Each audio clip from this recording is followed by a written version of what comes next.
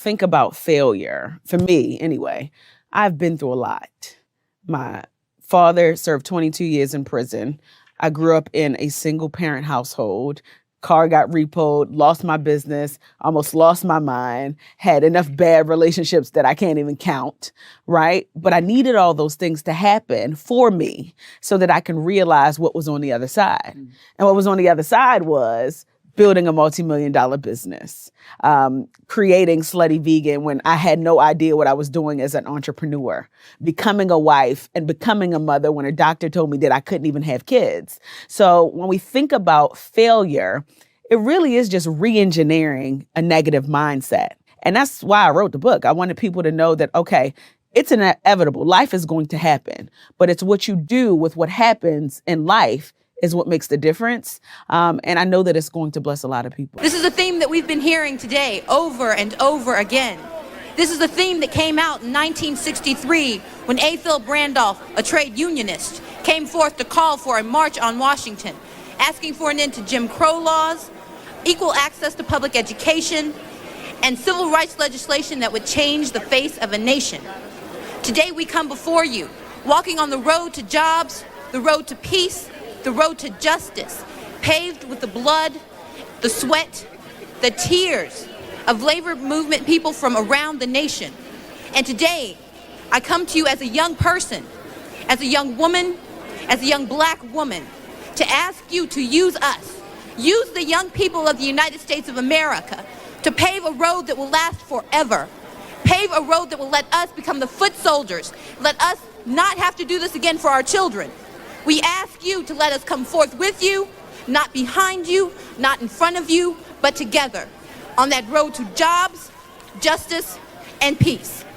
For years, I've seen more Georgians face pain, face challenges.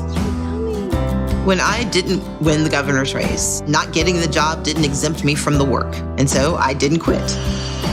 I got back to work, paid off the medical debt of 68,000 Georgians, helping small businesses stay alive, making sure they had the financing they needed, and putting money into the pockets of families, trying my best to make sure that every Georgian had access and opportunity. I was raised that when you don't get what you want, you don't give up. You try again. You try because it's how things get better. It's how the world moves forward. I don't quit because Georgians deserve leadership, and that's what a leader does. That's the job of governor. I want one Georgia where everyone has the opportunity to rise together and everyone has the opportunity to thrive. And now, let's get the job done. I feel like it's my comeback. I do. And I'm grateful that I came back through Celie. I played Celie on Broadway twice.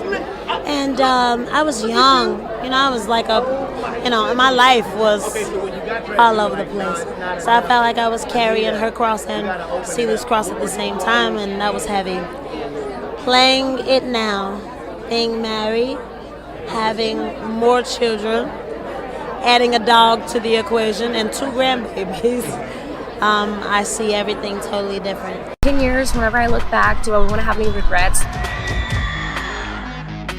Do I want to be watching, say, Worlds or Paris on the TV and be like, wow, if I would have just gone into the gym and just put a little bit of effort in? I will always get to do whatever I want to do after my career is over, but I won't be able to do my career forever. We've realized along this journey that I can keep doing this and I can keep improving.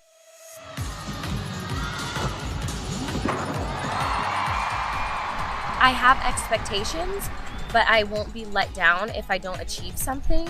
So I think this is almost the better way to go. And I like to plan out everything. I like to know everything. Like even my husband will tell you, like, Simone, just calm down. You don't have to pack for this, this, and this. Just go with the flow.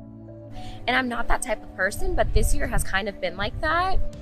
I've just tried to go along with the flow just so I enjoy the journey. So if I look back in 10 years, I could be like, wow, that year I really had a good time, I didn't know if I was ever going to be able to compete again because there was multiple times this year where I was in the gym and I was like, you know what, I'm actually terrified of this full-in. Like, I'm not doing it again, never going to do it. And then I was like, you know what, I'm just going to come back another day. The girls on the team really helped me with that because they were like, no, Simone, just come in, like, come on. And I'm like, okay, you're right. I can't like give up now because then I'll forever be afraid of it. I at least knew that if I were to walk away from the sport, I could come in the gym and at least do a full in, a double-double, a triple-double, and I'd be good. And I feel like right now, if I walk away, I know that I can do that, so that helps me. I think what success means to me is a little bit different than before. Before, everybody defined success for me, even if I had my own narrative that I wanted. So now it's just like showing up, having fun out there, and whatever happens, happens. It's a long time coming. No, the God that I serve, everything happens when it's supposed to happen. So when I stand here today as your world champion, that's because now was the time for it to happen. Now was the most impactful it would be, the most powerful it would be, and the most sincere it would be. So as I stand here today, I understand the influence that I have. I understand the responsibility that I have to USATF as a top female USA athlete, and to my country, and to my black family, to my beautiful women, to everybody that's sick and has been misunderstood for trying to be their best selves and not being put into a category, because in track and field, they put you into a bubble for success. And I feel like I've shown that as long as you're yourself, you work hard, you can display whatever it is that is you and still get the job done. As I give myself 5 fails a day, which means, but until I fail the 6th time, it's not a bad day. Because what would happen is I would fail the first time in a day, shut down, and not do anything the rest of the day. And what was I supposed to do that day? And who was it supposed to be for? Right? So it doesn't mean I don't get concerned or mad when a failure happens. I don't let it define my day. So that threshold for failure, by the way, which is realistic as hell, because I don't know who's been able to live without failure. Right? So it's actually an injustice that we've existed believing that failure is going to kill us. Make a threshold for it, -5. And then here's what happens. Because I don't stop because a fail happened, even if I'm pissed, I'm still pissed and figuring out the rest of the day. I have accidentally become an expert in failure recovery. I get up faster than anybody else. I bounce back faster than anybody else. So now I actually have a refined weapon on failure recovery that helps me win the race. Do you know who I am? I am a child of the Most High God, and He has kept me alive so that I can be a testimony to everyone attached to me that, girl, you can get up again.